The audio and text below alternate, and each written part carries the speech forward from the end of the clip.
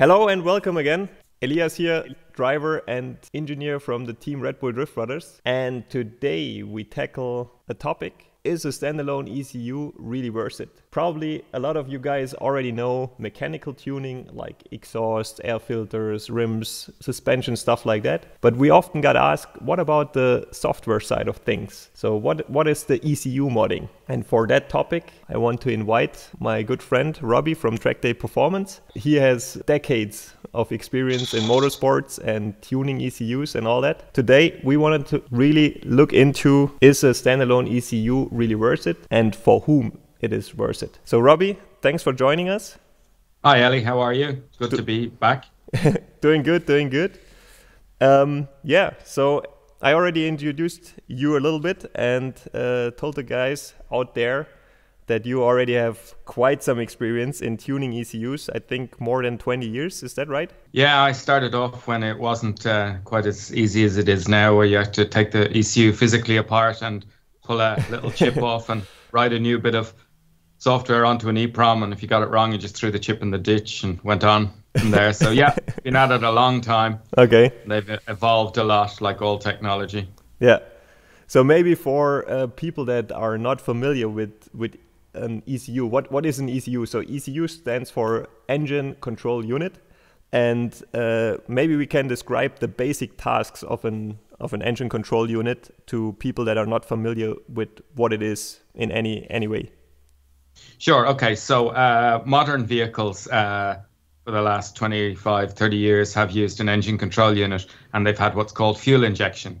So they, instead of having an old school carburetor where they just used a vacuum to draw the fuel in, they now use an ECU to determine a metered amount of fuel that's injected into the engine, and along with very precise spark timing. Now, this what we're talking about is relative to gasoline or petrol engines, but similar for diesel. But the spark timing then is controlled also. And those are the two fundamental things your ECU must do. It must inject some fuel when it's needed, and then it must ignite it with a spark at the right time of the crankshaft rotation to extract the power from the engine.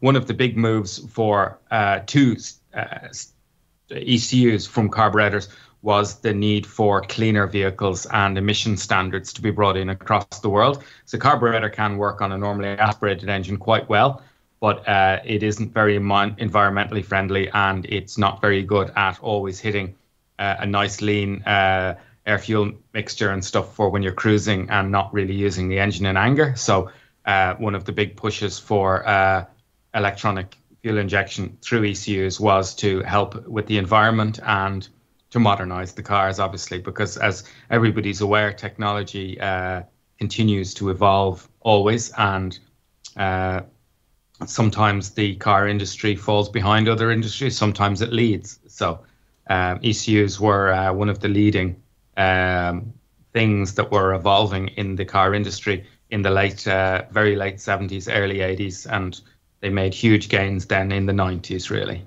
Okay, so maybe to summarize that, two of the main topics are precisely put the fuel in the engine when it's needed, and also very precisely ignite it. And one thing that you then can gain from that is just a cleaner combustion and less emissions and so on. So this is, yeah, for all out there that are not familiar with an ECU, these are basically the main tasks, but there's definitely many more tasks that come up if you look deeper. But I would say for now this is enough. So we can just discuss a little bit further. Next question from my side would be why you want a standalone ECU. So who is interested in and why you want ECU like that? And I think we probably, yeah, I mean, me as a drift racer, I'm in a motorsports game, and that's why I would talk about rather motorsport and not street use. So in motorsport, maybe Robbie, you can explain a little bit what you think, why someone in motorsport wants a standalone ECU. Okay, well, that's quite an easy one, really, because one of the first things that you will have with the OEM, an OEM stands for basically original manufacturer equipment. One of the first things you'll have with an OEM ECU is it will be developed around a specific suite of sensors and actuators in the engine. So that ECU will be made to run with one particular air temperature sensor, one particular crankshaft input, one particular injector only.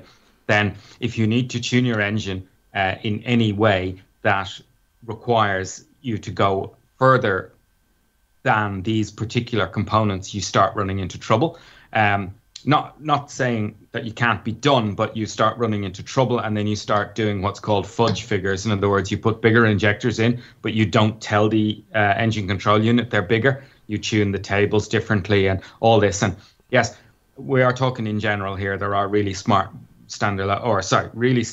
smart ECUs now in some modern-ish road cars. Not really modern because they're going backwards now. They're trying to lock people back out of them now. But in the 2000s era and 2010, there were some really smart ECUs that were able to nearly work like standalones. You could configure different sensors and you could configure different things. But a true standalone gives you massive control over absolutely everything. You can pick all your own sensors. You can pick all your own actuators, whether it be injectors, coils, boost control, all these other things that, yeah, as you said, there's way more than just spark and fuel. But even if we just stick to spark and fuel, you can have completely different injectors set up properly so that the numbers in your tables actually make sense rather than being fudge figures and all these other type things. So a standalone ECU, also the other real probably advantage to a standalone ECU is how easily you can connect to it with your computer, because it's designed to be regularly connected to your computer. It's designed to run on its own software,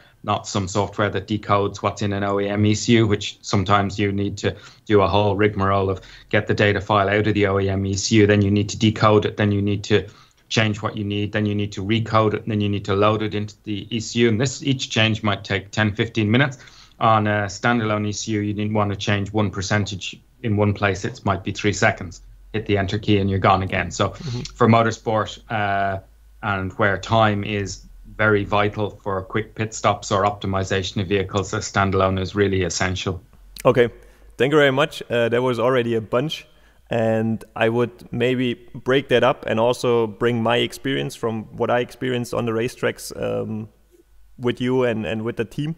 So maybe we start at the topic performance. So performance is definitely one you always want in motorsports.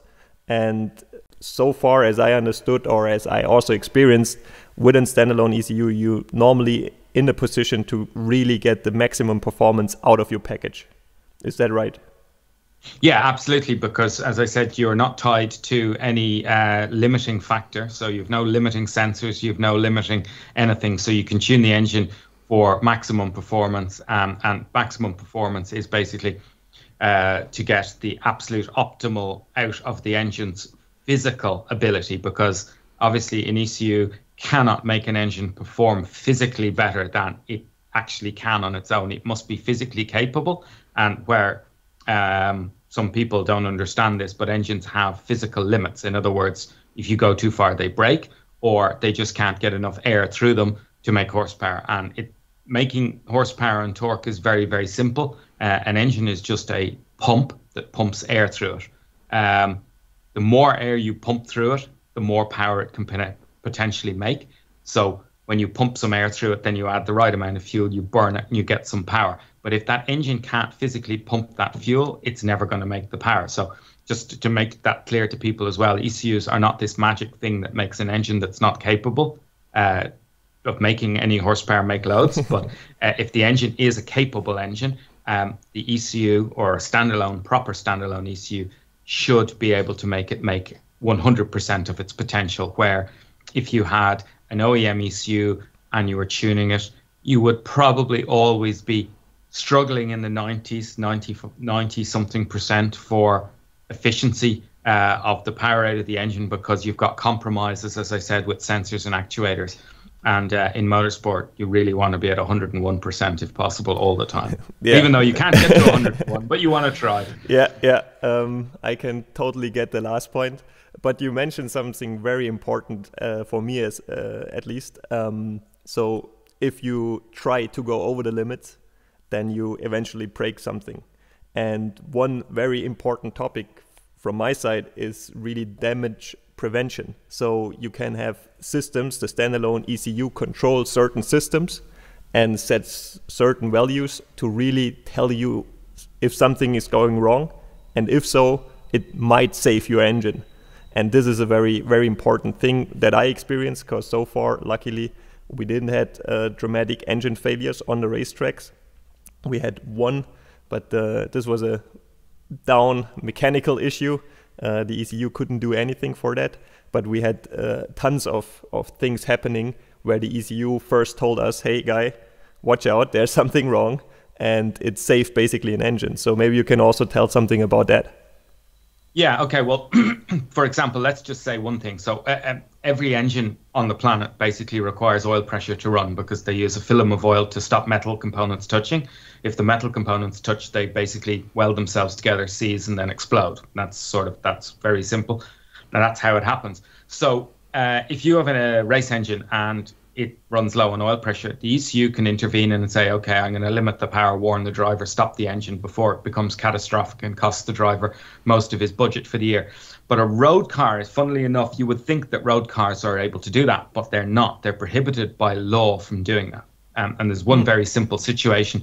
If you're on a normal two-lane motorway, or not a motorway, two-lane road, where there's cars coming in opposite directions to each other, and you undertake an overtaking maneuver, and say halfway when you're passing a truck, your oil pressure goes low and it decides to kill the power, and you get stuck beside this truck, and then potentially you could have a head-on collision with an oncoming car. So manufacturers are not allowed to put these safety systems in to save their engines, because human life is much more valuable. So they would rather let the engine maybe make it in front of the truck before it seizes and explodes than causing a potential life-threatening incident. So while OEMs could do it probably if they wanted to, they don't do it because it's another safety concern. Or if you had a faulty sensor on an OEM road car as well, and it caused you to cut out when it wasn't safe. Where on a motorsport application,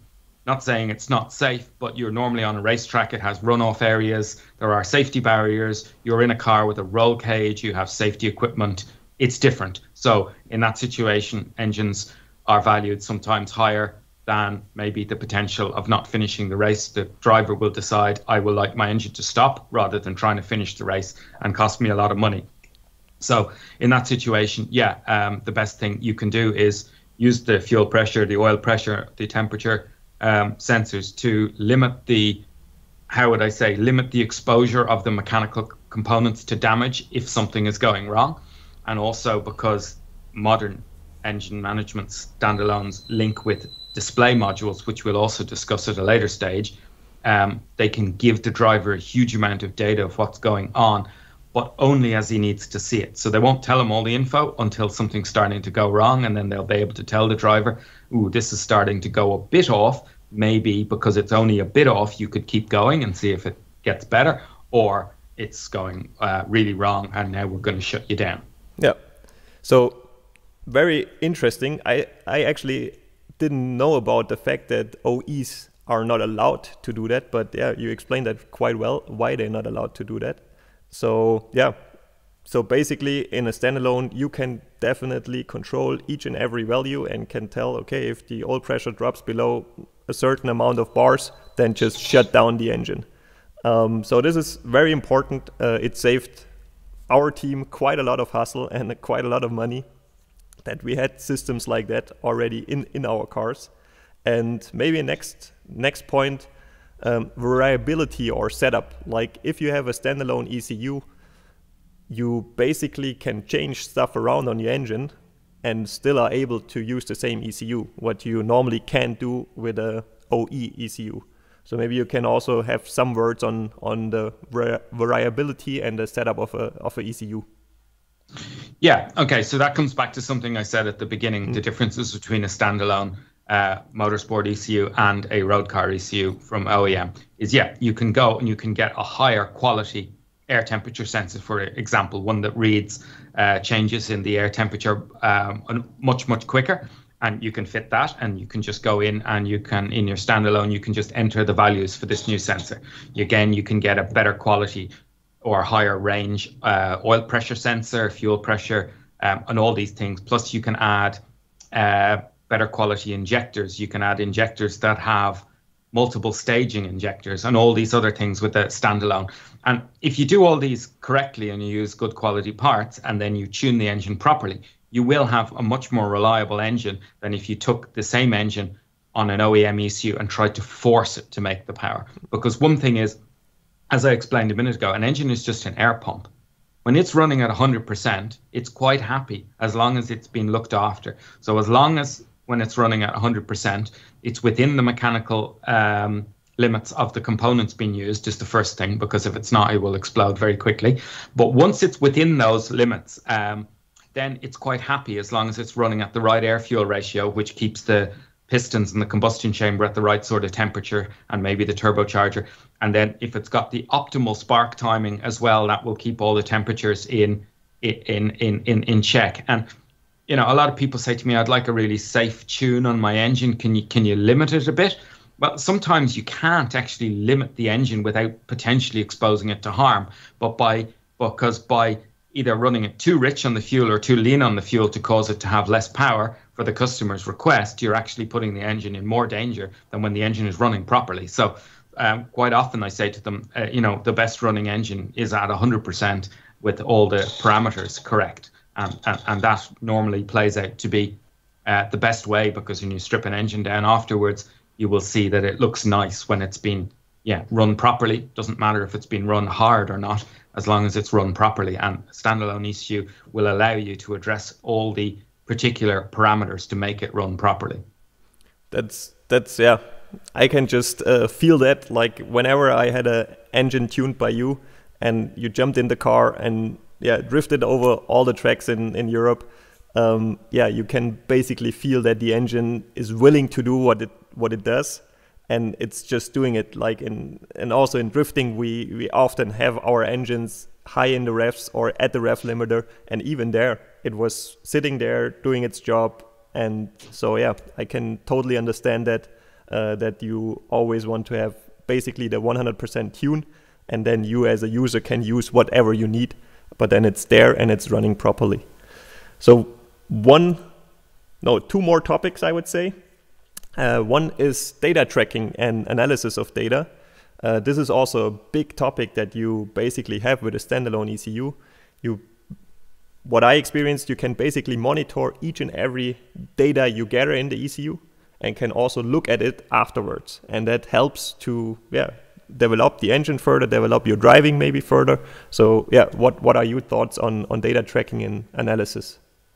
Well, as you personally know, I love being able to get the data out of the vehicle, tell you if it's right, wrong, or if I can help with the driving in a certain situation. But yes, modern standalone ECUs have, most of them have quite good data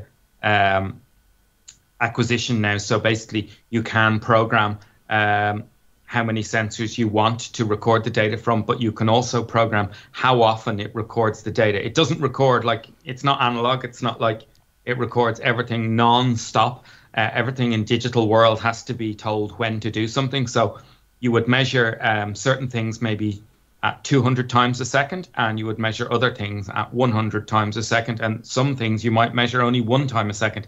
It depends on the sensor itself. So if you're measuring something like water coolant temperature, the coolant temperature can't really change in real terms very, very quickly. It probably can go up a degree or two centigrade in a second or two. So if you measure the coolant temperature sensor every 1 second, that means that you get still an accurate picture of what the temperature is doing, and you can graph it up and down and see it with time versus engine speed and all other things. But things like gear shift, they must be at an incredibly high speed, because it measures the way that one gear disengages and the next gear re-engages, and that all happens maybe in 30 to 50 milliseconds. So if you're measuring that at a really slow data rate, you can miss the whole thing, and you can miss something critical in the middle where something goes wrong. So the data acquisition setup is important, just as important as the actual data itself, because you can, if you set it up wrong, you can then get data that will actually tell you falsities, or false positives. You think you're good, but actually you're bad. So it's important to have it set up right. But we've been using many systems over the years. Obviously, these cars now, they use the Motec system because it's what we needed to do the job. But one thing I will say is that the data analysis software is another part of the equation. And a lot of people have data analysis software, but nobody really in the market has anything as easy to use and as good as Motec's i2 product, which is just fabulous. It allows people from all walks of life who've never seen data before to sort of understand simple data, but it allows top-end engineers to run really complicated maths calculations for derivatives and integrals and stuff on all of the channels at the same time. So there's two parts to it. One, you record it, and two, then you analyze it. But yeah, we're lucky that we're working with definitely some of the best stuff available now for the analysis, because anything can record it, as I say, really. But if you want to get down to brass tacks, looking at it afterwards and being able to analyze it in a way that a human can understand, because this is all digital. This is all just like, noughts and ones that happen in a computer. And then we need to make it something that, a human can intuitively get a feeling for. Is the engine right? So we make up our own sheets that have graphs on them that either all the graphs should be going up or all the graphs should be going down, or that that when one goes up, the other should go down. And then you can just at a glance go, yeah, that's good. That thing's not going to blow up. Let's move on to whether the driver's getting the most grip out of the car. So that's where the standalones excel as well. They don't just give you like these, I presume most people have got a normal road car and it's gone to the dealer and they've told them that there's fault codes on it. Well, like fault codes are like just terrible things, because an OEM ECU says, oh, your airflow meter has had 650 faults over the last 3 years. And you're there going, right, okay, well, what does that mean? Is it high? Is it low? Is it bad? Is it good? Or what? And so you replace the airflow meter, but you don't actually know why it had these faults, because it just records a code to say it was faulty. But with the standalone, you will get to see the graph it produces, and you will be able to compare that to a time when it was working and say, oh yes, the sensor is now only reading half of what it's meant to, or it's got a spike because something's big damaged in it or something like that. So that is another difference between a standalone and an OEM, really. Yeah. So also from my experience, the data, to look at the data afterwards was very, very valuable for me. Like when I felt something was not feeling right, I could look into, and in our case with the Motec full M1 package, we not only have the engine data there, we also have the chassis data there. And so I could see like, was there something wrong with the car, or was it rather me and my driving? And we definitely could always improve from that chance. And as you said, even me I'm in the motorsports world for a couple of years, but I don't have the 25 years or even more experience than you. Even myself, I can just open the data, look at it, and can understand something of it. So this is really, really helpful. So maybe last point, usability. We already had some points of usability before. So one, as we just discussed, the looking at the data is quite easy. The tuning, on the other hand, I would say is something that definitely needs to be in the hand of an expert like you. Maybe you can just briefly describe how you need to use a standalone ECU. So it's basically not a plug and play. It's basically you have to tell the ECU everything that it needs to know before it can run an engine. Yeah, sure. Obviously, well, every ECU will have to have all the base parameters in it before the engine can run, because it will need to know everything about the crankshaft, the firing order of the engine, all of the configuration, when especially with modern engines that have variable valve timing and all these other things. You need to have all that first. So that takes some time. But once you have that, one of the beauties of good standalone engine management systems is the speed at which you can make a change. And if you're on a dyno or somewhere that allows you to measure the result of the change, you can see whether that change is actually a positive change for the performance of the vehicle. So we always dyno tune the engines, and then we fine tune them at the track to suit the driver more, but not really the fundamental tune, just the way it is integrated with the driver. But the most important thing with a good standalone, as I said, is the speed at which you can do this. Because if you've got an expensive race engine running at high horsepower, it's got a limited lifetime. In other words, it's got only so many hours you would like to run it at full power before it should be rebuilt. So if you've got to take hours and hours and hours just to check everything because the ECU is hampering your ability to change a parameter and read the result, that's not a good thing for your engine's life either. So we love the Motec M1 in one way because we can basically change something on the dyno, see the result instantaneously. And on the Motec M1 software, which we'll show you in the future, it's got basically a live pause on the software. So we can just pause the software for a split second, have a look on the software and go, so I made a positive change, it made a negative change on the dyno. So we'll go a negative change and see, and you can just instantaneously get some feedback. So there's no like long wasting engine time on the dyno, wasting customers' money on the dyno as well, before you make a decision on whether you've just changed something positive or negative. So then what you do then from there is you just keep reiterating that process till you find the engine's best performance. As I said, when the engine's running at its best performance for itself, it will give you the best results and they'll feel the best to drive. Great. So yeah, this was again way longer than I expected it to be, but it was so much information inside. And to really sum it up, like the question that we asked in the beginning is a standalone ECU really worth it? And now I would add to whom it is worth it. And I can tell for everyone who's in motorsports and is somewhat interested in getting more performance, more insights, and yeah, just improve himself, I think, yeah, you need a standalone ECU. Because there you have all the benefits that Robbie just told. And for myself, we switched over from OE ECUs to standalone ECU, I think in the third year where we drifted. And I never regret that step, because from that on, me personally, I learned so much about the engines, how they run, and yeah, how the engine feels. And now, yeah, being officially supplied by Motec is really, yeah, the best thing that happened to us, especially for that project. My conclusion, a standalone ECU is definitely worth it if you're looking for high performance and you want to go there on the most efficient way, because you also can fiddle around with OE ECUs, but they might cost you an engine or cost you races or cost you way more time. And so in the end, it is smarter in my eyes to go the right way from the beginning. That was it from us today. Thank you very much, Robbie, for Thank you for having me. Yeah, for all the info. And I would say have a nice day and see you soon. Bye bye.